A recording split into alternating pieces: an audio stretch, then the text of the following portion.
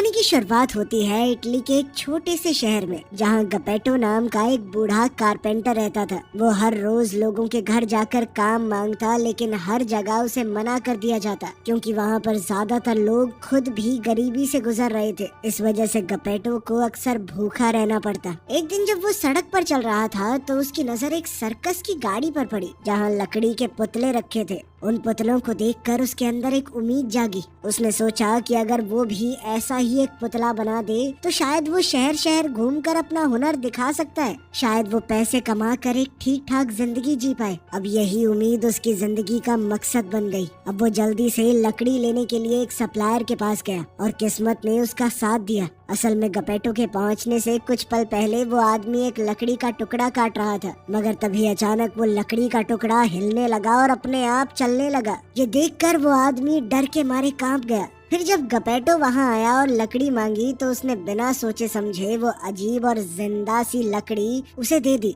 मानो वो उस चीज से छुटकारा पाना चाहता हो। इधर गपेटो खुशी खुशी वो लकड़ी लेकर घर आया और अपना पुतला बनाना शुरू किया। जब वो उसकी छाती बना रहा था तब उसने महसूस किया कि लकड़ी के अंदर एक दिल धड़क रहा है। ये एक ऐसी चीज थी जो किसी को भी डरा दे, लेकिन गपेटो के लिए ये एक करिश्मा था। उसकी आंखों में खुशी और हैरानी साफ दिख रही थी। उसे लगा जैसे उसकी तन्हा जिंदगी में किसी ने जान डाल दी हो। इसी तरह दिन बीतते गए और हफ्तों की मेहनत के बाद उसने अपना पुतला पूरा कर लिया। उसने उसका नाम रखा पिनोकियो। ये सिर्फ एक पुतला नहीं था, बल्कि गपेटो के लिए एक सपना, एक साथी और शायद एक बेटे जैसा था। अपनी सबसे कीमती चीज बनाने के बाद गपेटो ने अपना ही कंबल काट कर पिनोकियो के लिए कपड़े सील दिए। गरीब होने के बावजूद उसके पास जो कुछ था उसने सब इस पुतले में झोंक दिया।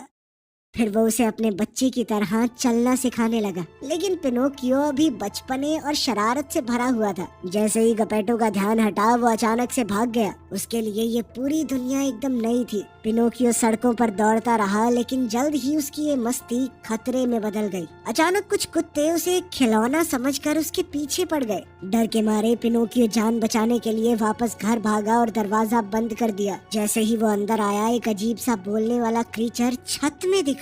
वो पिनोकियो को समझाते हुए उसे सही और गलत का ज्ञान देने लगा, लेकिन पिनोकियो ने उसकी बात को नजरअंदाज कर दिया। गुस्सा उसके ऊपर हावी हो गया और उसने गपेटो का एक टूल उठाकर क्रीचर पर फेंका, जो सीधा उसके सर पर लगा। इसके बाद वो आग के पास बैठ गया और धीरे धीरे सो गया, बिना ये समझे कि उसने क्या गलती की थी। फिर कुछ देर बाद गपेटो वापस आया और दरवाजा खटखटाने लगा। पिनोकियो ने जैसे ही उठकर दरवाजा खोलने की कोशिश की, उसने देखा उसके पैर ही गायब थे। असल में इतनी देर तक आग के पास होने की वजह से वो जल चुके थे। ये देखकर वो बिल्कुल लाचार हो गया, न चल सकता था न कुछ कर सकता था। गपेटो ने जब ये देखा तो वो खिड़की से अंदर आया और उसे उठाया, लेकिन उसका गुस्सा भी फूट पड़ा। उसने पिनोकियो को डांटा और कहा कि मैं तेरे नए पैर नहीं बनाऊंगा, क्योंकि वो बिना उसे बताए भाग गया था। ये गुस्सा सिर्फ सजा नहीं था। गपेटो को सच में दुख हुआ था, मानो उसका बच्चा उसे छोड़ के चला गया हो। लेकिन जैसे जैसे वक्त बीता, गपेटो का दिल पिघल गया। उसका प्यार उसके गुस्से पर हावी हो गया। आखिरकार उसने पिनोकियो के लिए नए पैर बना ही दिए। फिर अगली सुबह गपेटो एक दुकान पर गया ताकि पिनोकियो के लिए एक नोटबुक खरीद सके, लेकिन उस बेचारे के पास पैसे नहीं थे। अपनी मजबूरी के चलते उसने अपने सारे कपड़े दे दिए, सिर्फ इसीलिए कि वो अपने बेटे को थोड़ा पढ़ा लिखा सके। वो अपने ऊपर कुछ भी सहने को तैयार था, बस पिनोकियो एक अच्छी जिंदगी जी पाए। खैर, नोटबुक लेकर गपेटो बहुत खुशी और गर्व के साथ पिनोकियो को स्कूल ले जाने लगा। उसके चेहरे पर एक उम्मीद थी कि उसका बेटा पढ़ लिखकर जिंदगी सुधार लेगा। लेकिन रास्ते में पिनोकियो की नजर एक चीज पर अटक गई, और वो था एक पपेट सर्कस। वो जानना चाहता था कि सर्कस कैसे चलता है, और सबसे ज्यादा वो उन लकड़ी के पुतलों से मिलना चाहता था जो उसे बिल्कुल अपनी तरह लग रहे थे। इसीलिए उसने स्कूल जाने का नाटक किया, और जैसे ही गपेटो ने पीछे मुड़कर देखा, वो चुपके से सर्कस की तरफ भाग गया। लेकिन सर्कस के गेट पर सिक्योरिटी गार्ड ने उसे रोक दिया, क्योंकि उसके पास एंट्री के लिए चांदी के सिक्के नहीं थे। अब अंदर जाने की जिद में पिनोकियो वापस उसी दुकान पर गया जहाँ से गपेटो ने वो नोटबुक ली थी, और उस आदमी से पैसे मांगने लगा। जब उस आदमी ने मना कर दिया तो पिनोकियो ने बिना सोचे समझे अपनी नोटबुक बेच दी। फिर शो के दौरान एक पपेट ने पिनोकियो को देखा और वो तुरंत समझ गया कि वो भी उसकी तरह लकड़ी का बना हुआ है। खुशी से उसने पिनोकियो को स्टेज पर बुलाया ताकि वो एक दूसरे से मिल सके। अब पिनोकियो को अपने जैसे लोग मिल गए थे, लेकिन ये सब देखकर सर्कस का मालिक सतर्क हो गया। उसने देखा कि पिनोकियो से तार नहीं जुड़ी हुई वो कोई कठपुतली नहीं है। ये बात उसे और ज्यादा खास बना रही थी। ये देखकर वो खुश भी हुआ और उसका लालच भी जाग गया। इसीलिए उसने पिनोकियो को पीछे ले जाकर अलग कर दिया, जबकि बाकी का शो चलता रहा।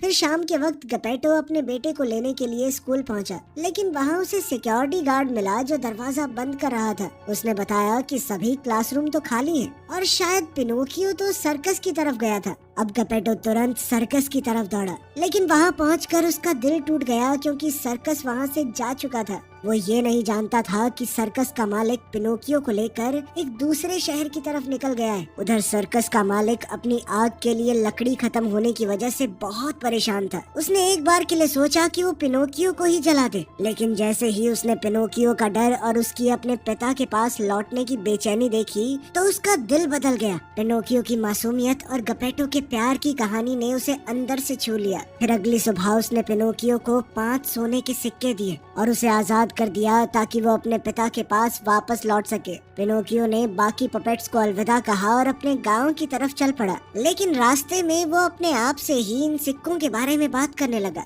उसकी ये बात एक बिल्ली और लोमड़ी जैसी हरकतें करने वाले 2 इंसानों ने सुन ली। वो दोनों ही चालाक और धोखेबाज थे। जैसे ही उन्होंने सिक्कों के बारे में सुना वो तुरंत पिनोकियो के पास आए और उसे बेवकूफ बनाने लगे। उन्होंने कहा कि हमें एक ऐसी जगह के बारे में पता है जिसे फील्ड ऑफ मिरेकल्स कहते हैं। वहाँ पर जो भी चीज बोई जाती है वो कई गुना बढ़ जाती थी। उन्होंने पिनोकियो को समझाया कि अगर वो अपने 5 सोने के सिक्के वहाँ बोएगा तो वो जादू की तरह बढ़ जाएंगे। ये सुनकर पिनोकियो के दिमाग में तुरंत लालच और उम्मीद दोनों जाग गए। लेकिन पिनोकियो को धोखा देने के लिए लोमड़ी ने एक चाल चली। उसने झूठी कहानी बनाई कि वो फील्ड ऑफ मिरेकल्स सिर्फ सुबह के वक्त ही काम करती है। अपनी बातों से उसने पिनोकियो को इतना कंफ्यूज कर दिया कि लड़का तुरंत मान गया। उसने उसे मना लिया कि रात के टाइम पे पास वाले घर में रुक जाते हैं। उस घर में पहुंचते ही लोमड़ी और बिल्ली अपनी असली फितरत दिखाने लगे। दोनों ने जानवरों की तरह खाना तोड़ तोड़ कर खाया। साथ ही वो बीच बीच में पिनोकियो को और बेवकूफ बनाते रहे। उसे सपने दिखाते रहे कि कैसे वो जल्दी ही अमीर बन सकता है। बेचारा पिनोकियो जो अभी भी एक बच्चा था, बहुत मासूम, उनकी बातें सुनता सुनता धीरे धीरे सो गया। फिर रात को जब सब कुछ शांत था तो अचानक से उस घर के मालिक ने पिनोकियो को जगाया। उसने बताया कि लोमड़ी और बिल्ली वहाँ से जा चुके हैं और यहाँ रुकने के लिए तुम्हें मुझे 1 सोने का सिक्का देना होगा।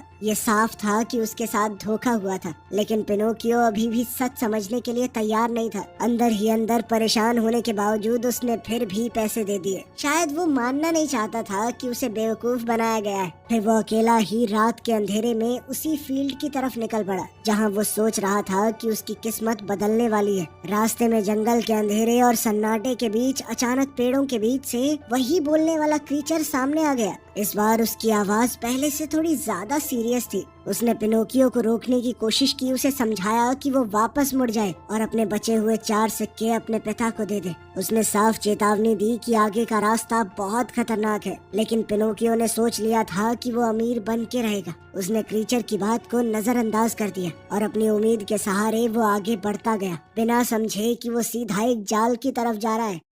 कुछ देर चलने के बाद वो आखिरकार उस जगह पहुंच गया जिसे वो फील्ड ऑफ मिरेकल्स समझ रहा था। लेकिन जैसे ही वो वहां आया माहौल बदल गया। 2 आदमी अचानक उसके सामने आ गए और उन्होंने तुरंत उसके सिक्के छीनने की कोशिश की। डर के मारे उसका दिल जोर जोर से धड़कने लगा। घबराहट में उसने तुरंत अपने सोने के सिक्के निगल लिए और बिना पीछे देखे जंगल की तरफ दौड़ने लगा। हर पेड़, हर आवाज उसे और डरा रही थी। भागते भागते उसने एक सुनसान जगह पर एक अजीब सा घर देखा। वो तुरंत उसकी तरफ दौड़ा जैसे वो उसकी आखिरी उम्मीद हो। डर के मारे कांपते हुए उसने दरवाजा जोर जोर से खटखटाया और मदद के लिए पुकारने लगा, लेकिन जो जवाब मिला वो और भी ज्यादा डरा देने वाला था। ऊपर की खिड़की पर एक लड़की का भूत जैसा चेहरा नजर आया, जिसने ठंडी आवाज में कहा कि इस घर में कोई भी जिंदा नहीं है जो तुम्हारी मदद कर सके। ये सुनकर पिनोकियो के अंदर का डर और गहरा हो गया, जैसे वो पूरी तरह अकेला पड़ गया हो। इसी बीच लोमड़ी और बिल्ली ने उसे ढूंढ लिया। अब उनका इरादा बिल्कुल साफ था कि वो किसी भी तरह उसके सिक्के हथियाना चाहते थे। जब उन्हें पता चला कि पिनोकियो ने सिक्के निगल लिए थे तो उन्होंने एक और खतरनाक खतरनाक प्लान बनाया। उन्होंने उसके गले में रस्सी बांधी और उसे पेड़ से लटका दिया,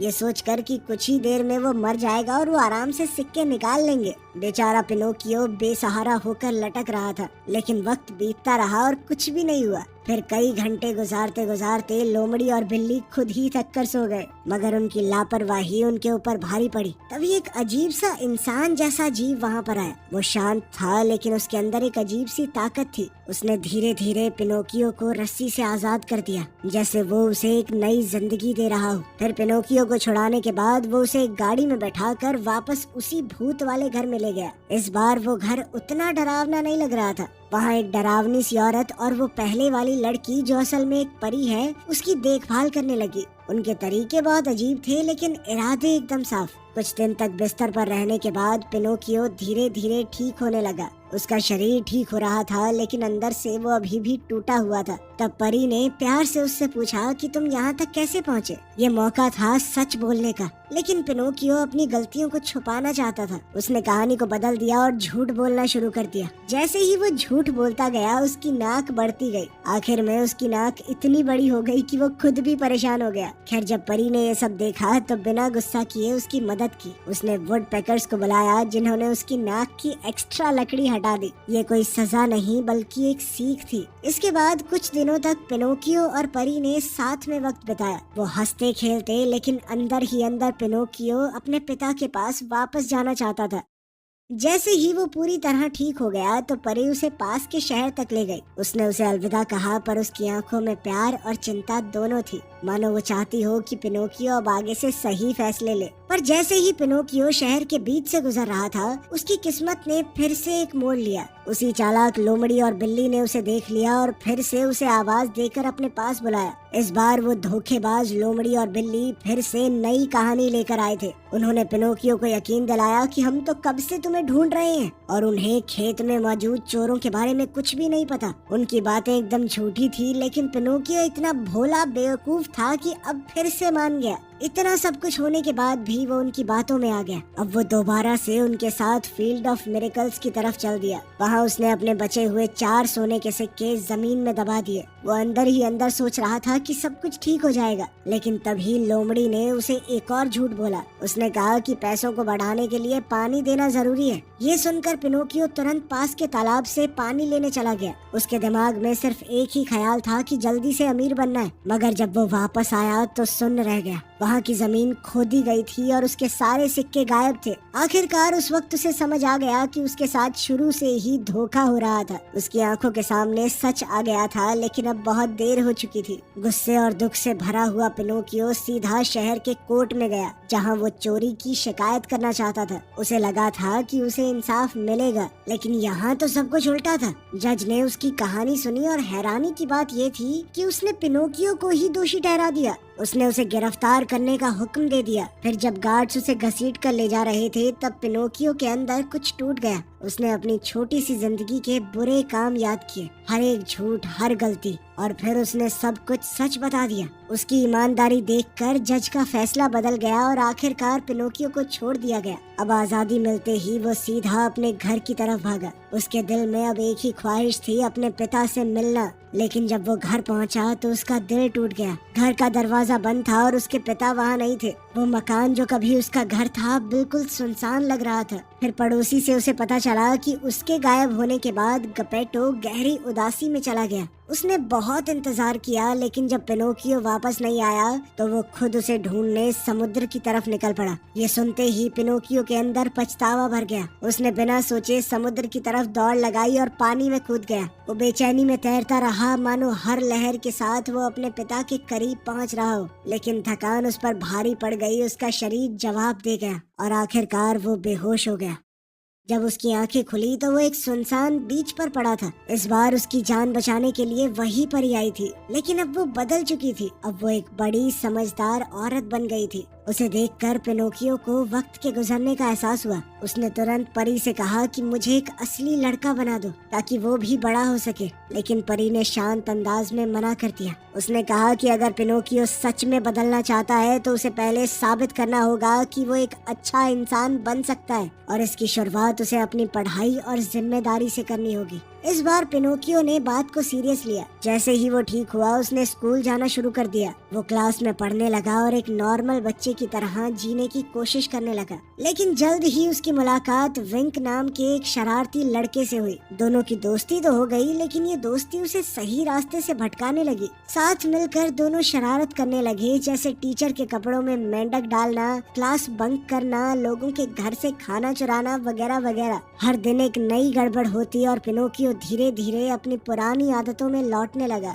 रात होने पर जब वो परी के घर वापस आने की कोशिश करता तो उसके अंदर पछतावा भर जाता। उसे पता था कि उसने फिर से गलती की है। इस बार स्लग ने उसे अंदर आने से मना कर दिया। उसने उसे बाहर ही रात गुजारने को कहा। फिर सुबह होने पर स्लग उसके पास आई। पिनोकियो दरवाजे के सहारे सो रहा था। स्लग ने उसे उठाया और कहा कि परी तुम्हें आखिरी बार माफ कर रही है, लेकिन इस बार सुधरना ही पड़ेगा सच में। ये सुनकर पिनोकियो के अंदर डर जाग गया। उसने तुरंत अपनी नोटबुक उठाई और स्कूल की तरफ निकल पड़ा। स्कूल पहुंचकर उसे पता चला कि विंक आज आया नहीं है। उसके दिल में अपने दोस्त के लिए चिंता जागी, लेकिन इस बार उसने सही फैसला लिया। उसने क्लास को अटेंड किया बिना किसी शरारत के और फिर सीधा घर लौट आया, जहां वो परी की मदद से पढ़ाई में ध्यान देने लगा। फिर कुछ समय तक बड़ी मेहनत से पढ़ाई करने के बाद आखिरकार उसका एग्जाम का दिन आ गया। इस बार उसने पूरी ईमानदारी से मेहनत की थी और जब टेस्ट का रिजल्ट आया तो उसके पूरे 10 नंबर आए थे। जब परी ने ये सुना उसकी खुशी का ठिकाना ही नहीं रहा।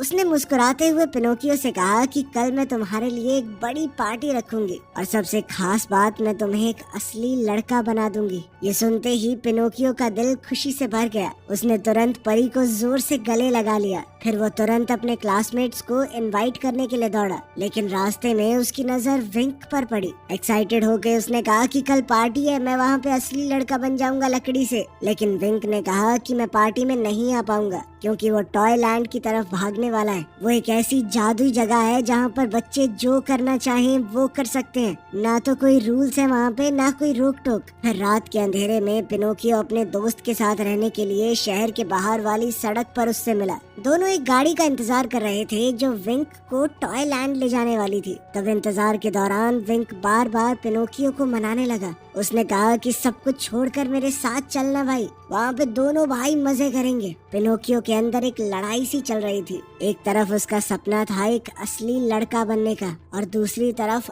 आजादी का लालच। लेकिन उसने खुद को संभाला और कहा कि मैं सिर्फ तुझे बाय करने आया हूँ, मैं खुद नहीं जा रहा। लेकिन जैसे ही गाड़ी वहाँ पर आई सब कुछ बदल गया। विंक ने उसे आवाज दी और गाड़ी में बैठे दूसरे बच्चे भी खुशी से चीख रहे थे। वो सब इतने खुश लग रहे थे कि पिनोकियो का मन डगमगा गया। उसकी हिम्मत टूट गई। उसे एक पल में वो अपना सपना भूल गया और गाड़ी में चढ़ गया। अब उसने फैसला कर लिया था कि वो टॉय लैंड जाएगा, जहाँ वो बिना किसी जिम्मेदारी के बस मजे करेगा। फिर टॉय लैंड पहुंचकर पिनोकियो ने नए दोस्त बना लिए। पूरे दिन वो बस खेलता, हंसता और मस्ती करता रहता। लेकिन अगली ही सुबह सब कुछ बदलने लगा। जब पिनोकियो उठा उसे अपने सर में कुछ अजीब सा महसूस हुआ। वो तुरंत विंक के कमरे में गया और जो उसने देखा उससे उसके होश उड़ गए। असल में उसके कान गधे जैसे बन चुके थे और इससे पहले कि वो कुछ समझ पाता उसका और विंक का पूरा शरीर बदलने लगा। धीरे धीरे वो दोनों इंसान से गधे बन गए। अब ये मजा उनके लिए सजा बन चुका था। वो गाड़ी वाला आदमी असल में एक जादूगर था जो बच्चों को धोखा देकर उन्हें गधों में बदल देता था और फिर बेच देता। जब खरीदार आए तो मैस्टिफ नाम का एक आदमी जो एक डरावने सर्कस का मालिक था, उसने पिनोकियो को खरीद लिया। मैस्टिफ का इरादा साफ था। वो पिनोकियो का इस्तेमाल अपने शोज के अंदर करने वाला था। उसने पिनोकियो को ट्रेन करना शुरू किया। उसे ट्रिक्स सिखाई गई और मजबूर किया कि लोगों के सामने परफॉर्म करे। धीरे धीरे वो एक मजबूर कलाकार गधा बन गया। अब वो दिन आ गया जब उसे स्टेज पर उतरना था, लेकिन परफॉर्मेंस के दौरान पिनोकियो से गलती हो गई। वो आग के गोले के ऊपर से कूदते वक्त फिसल गया और अपने पैर पर गिर गया। दर्द इतना ज्यादा था कि वो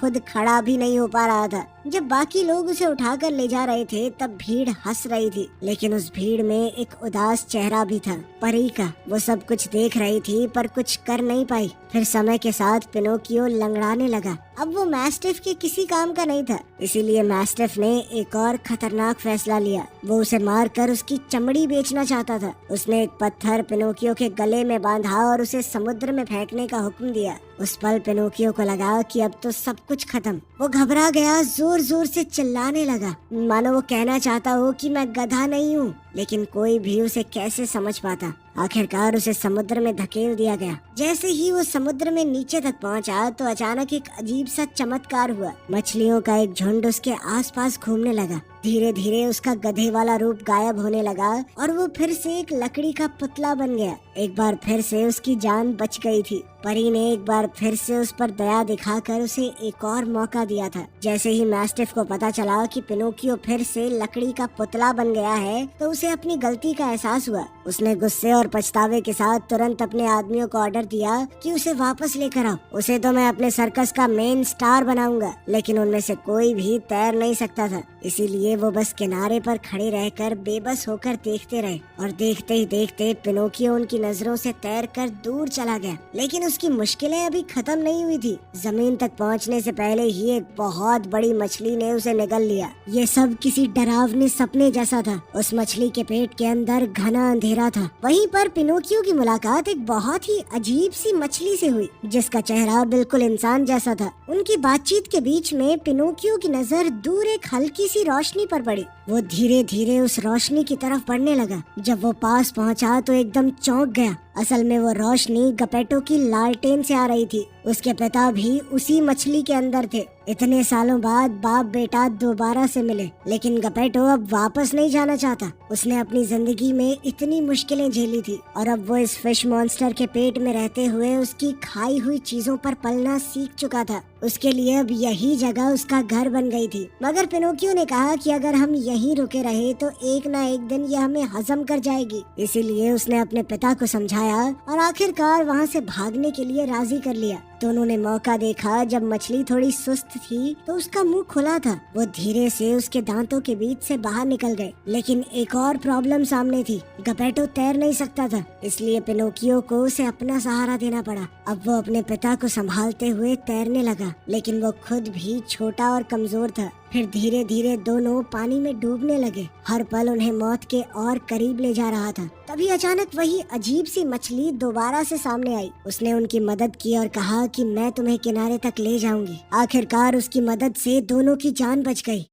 जब वो जमीन पर पहुंच गए तो पिनोकियो ने दिल से उसका शुक्रिया अदा किया और उसे अलविदा कहा। अब बाप बेटा अकेले थे। दोनों ने बिना किसी मंजिल के चलना शुरू किया, जैसे उन्हें बस आगे बढ़ना हो। कई दिन तक चलने के बाद थके हारे वो एक पुराने सुनसान घर तक पहुंच गए और वहीं पर रहने का फैसला किया। उनके पास अब छत तो थी, लेकिन जिंदगी अभी भी आसान नहीं थी। न सही से खाना था न पानी। धीरे धीरे गपेटो की तबीयत बहुत खराब होने लगी और अपने पिता की यह हालत देखकर पिनोकियो का दिल टूट गया। उसने तुरंत फैसला किया कि वो मदद ढूंढने जाएगा। वो पास के एक शहर गया और एक किसान से मिला। उसने दूध मांगा पर उसके पास पैसे नहीं थे। तब पिनोकियो ने ऑफर दिया कि मैं वो पानी का चक्का घुमाऊंगा, बदले में दूध मिल जाएगा क्या। ये काम आसान नहीं था। उसने पूरा दिन मेहनत की। बड़ी मुश्किल से वो चक्के को घुमाता रहा। उसका शरीर थक चुका था पर उसने हार नहीं मानी। आखिर में उसे दूध मिल गया, जिसे वो तुरंत गपेटो के पास ले गया। लेकिन उसे पता था कि ये काफी नहीं होगा। अगर उसे अपने पिता को बचाना है तो रोज कुछ ना कुछ करना पड़ेगा। अगले दिन वो वापस किसान के पास गया और एक नौकरी ले ली। अब वो फार्म पर रोज काम करता और बदले में उसे 10 चांदी के सिक्के मिलते। धीरे धीरे पिनोकियो अपने पिता के लिए सब कुछ लाने लगा। उसकी मेहनत रंग लाई और गपेटो की तबीयत सुधरने लगी। अब उन्हें जीने के लिए भीख मांगने की जरूरत नहीं थी। वो अपनी मेहनत से जिंदगी चला रहे थे। और सबसे बड़ी बात, पिनोकियो ने स्कूल जाना भी फिर से शुरू कर दिया। इस बार वो सिर्फ पढ़ाई नहीं कर रहा था, बल्कि एक जिम्मेदार इंसान बन रहा था। फिर एक शाम बहुत मेहनत करने के बाद एक थका हारा पिनोकियो घर लौट रहा था। तभी अचानक उस पर नजर पड़ती है उन्हीं दो पुराने धोखेबाजों की। वो लोमड़ी और बिल्ली, जो दूर से किसान की भेड़ों पर नजर रखे हुए थे। उनके दिमाग में एक नया प्लान चल रहा था। इस बार लोमड़ी की हालत थोड़ी बदली हुई थी। उसका एक पैर नहीं था, फिर भी उसकी चालाकियां कम नहीं हुई। उसने बिल्ली को छुपने को कहा और खुद पिनोकियो को आवाज देकर बात करने के लिए बुलाया। जैसे ही उसे पता चला कि पिनोकियो अब काम करता है और अपनी मेहनत से पैसे कमाता है, लोमड़ी ने एक और झूठी कहानी सुनानी शुरू की।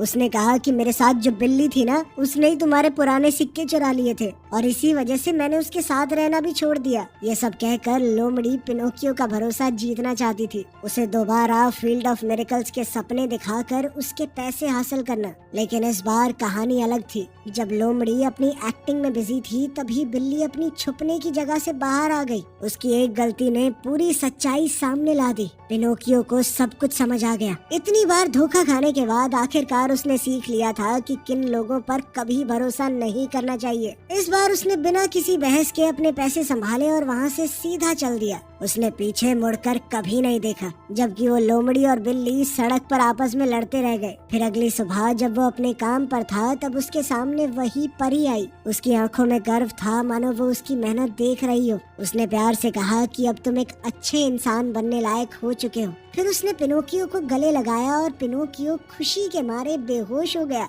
जब उसकी आंखें खुली तो उसने देखा कि अब वो एक पुतला नहीं था, आखिरकार वो एक असली लड़का बन चुका था। वीडियो पसंद आई तो लाइक कर देना।